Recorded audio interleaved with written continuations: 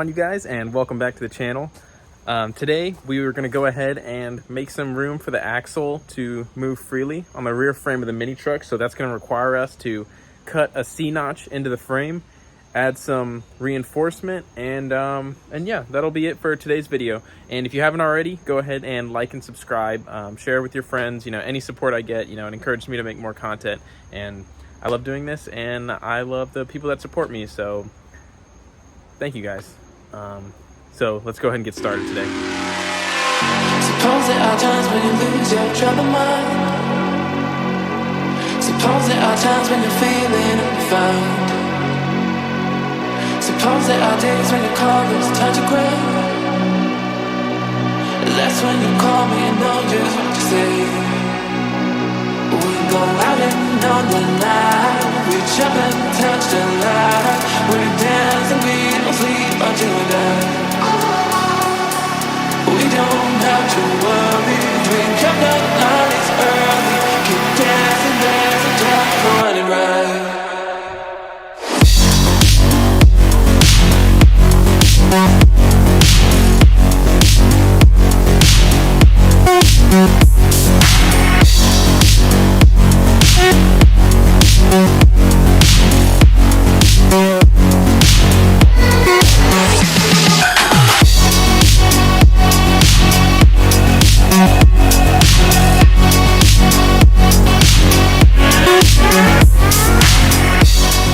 Our frame is notched out, and I went ahead and I picked up this, I believe this is 11 gauge hot rolled steel, because the hot rolled is cheaper than the cold rolled. I went with 11 gauge because it's a little bit thicker than the frame of the vehicle, and that's okay. It's not an overkill. This is a 2 foot by 2 foot, and I paid about $100 for this. We're gonna go ahead and begin cutting out all of the shapes that we need to reinforce this frame.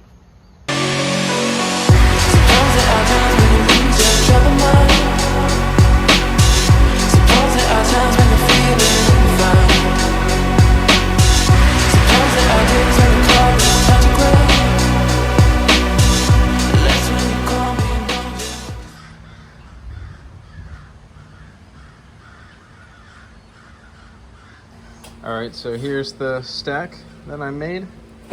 I made 4 of them, as you can see. Now it's going to be 2 on each side. One is going to go welded just like that. And weld the same plate on the back.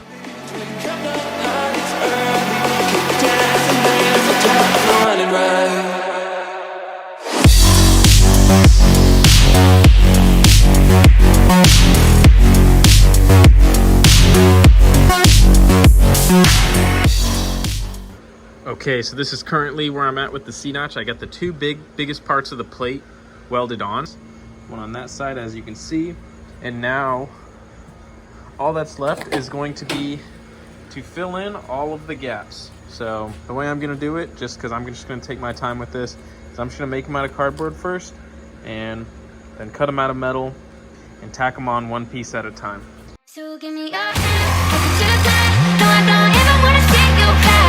Oh yeah, no more tears. Oh yeah, no more tears. Take that chance, we'll be fine. No, I don't ever wanna see you cry. Oh yeah, no more tears. Oh yeah.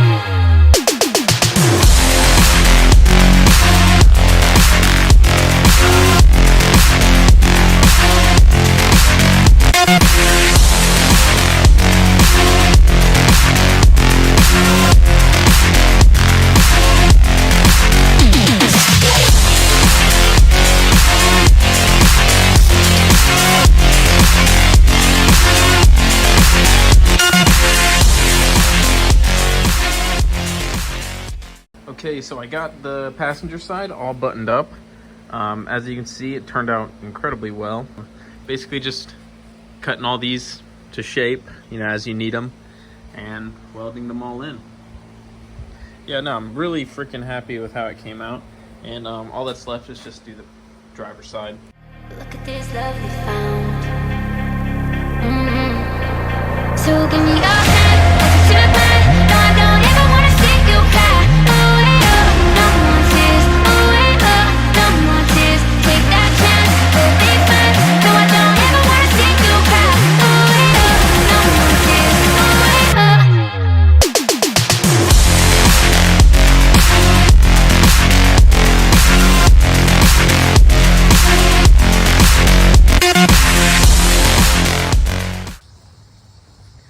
Okay, so guys, it is days later, and I have just now got around to taking this thing out for a test drive. I got all the wheels on. I have the stockies on because my drift wheels are all bald, but I just got around to taking this thing out for a test drive, and holy crap, does the suspension feel a ton better. With all that clearance on the frame, I'm not, smacking my axle, not even a little bit. And with the updated shock absorbers, I mean, I'm hitting bumps just to see,